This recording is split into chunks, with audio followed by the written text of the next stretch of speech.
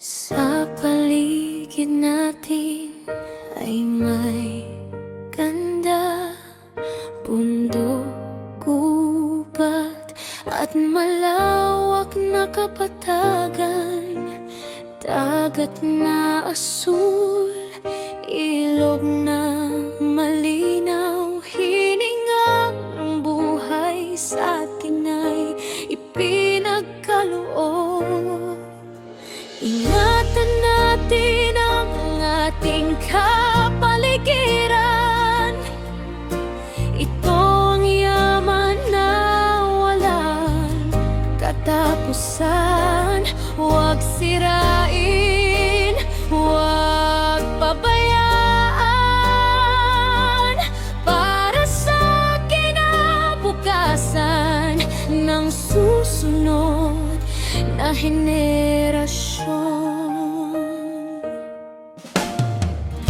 Ngunit ngayon ay unti-unting nagbabago. Basura at usok ang kapalit ng ginto. Mga puno ay pinuputol nang walang patumangga. Kaya't baha at init ang ating nararanasan. Ingatan natin ang ating kapaligiran.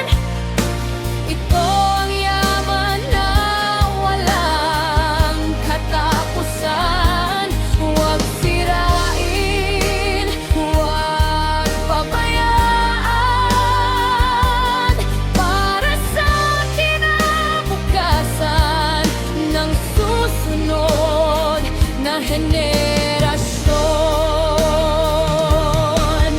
Magtanim ng puno, maglinis ng paligid, iwasan ang basurang nakasasakit.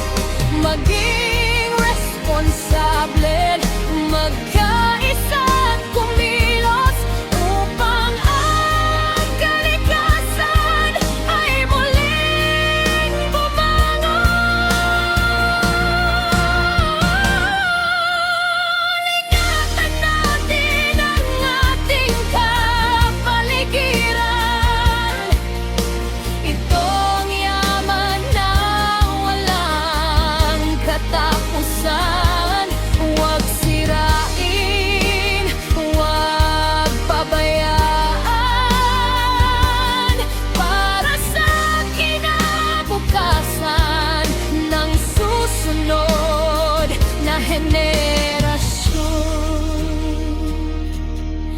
Ang kalikasan ay buhay din nating mahaling alagaan habang may panahon pa rin.